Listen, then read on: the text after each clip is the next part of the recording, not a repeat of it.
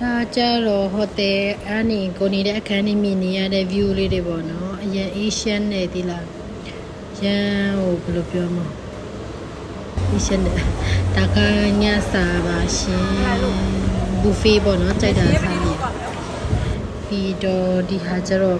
မနက်ခင်းပေါ့ဟိုတယ်ရှိကိုတဲတဲ့အခန်းရှိရဲ့ view လေးပေါ့ကြပြအရန်ဆက်နေအင်းလေးနဲ့တူတယ်တိလားသွားတော့ကျတော့လေအင်းလေးကအင်းလေးလိုမျိုးပဲရေပေါ်မှာစောက်ထားတာအရင်အေးချမ်းနဲ့မိုးကလည်းနည်းနည်းရွာတော့လေမိုးအုပ်တော့ရတီဥတုမပူတော့လေအင်းလေးရောက်သွားတယ်လို့ပဲတာယာပါတယ်ရှင်သွားလေကြပါပြီးတော့အဖွဲလိုက်ရိုက်တယ်ပေါ့နော်ဗီဒီယိုလေးဒီတော့ไม่มีซอไม่มีโอเค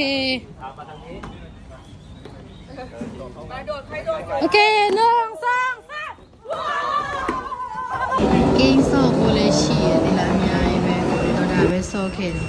ပြီးအပေါ်ကနေမြင်ရတဲ့ view လေးပေါ့ဒါကြောင့် group photo တွေလည်းအများကြီးရိုက်ခဲ့တယ်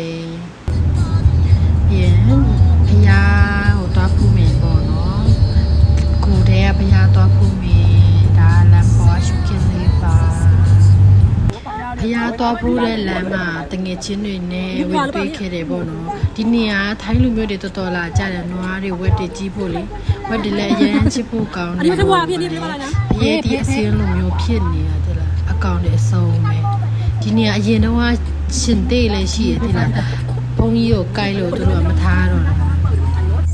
ပြောသေးလို့อะไรเนี่ยเดี๋ยวประตูนู้นก่อนเดี๋ยวเอาไม่ใช่เดี๋ยวเอา ตัวเองเอาขนมถุงขนมมาถือไว้ทำไมอ่ะ เดี๋ยวเอาก่อน ตัวเองเอาถุงขนมถือมาทำไม เด็กมือมา อ้าว อ้าปาก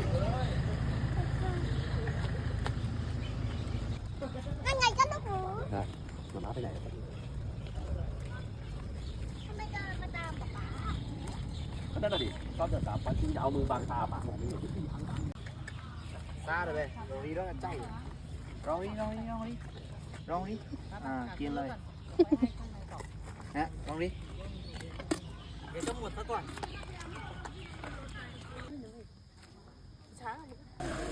ကြည်ပေးကြလို့ကျေးဇူးပါရှင်ဒီမှာကျတော့မသိမရရတော့ bye bye thank you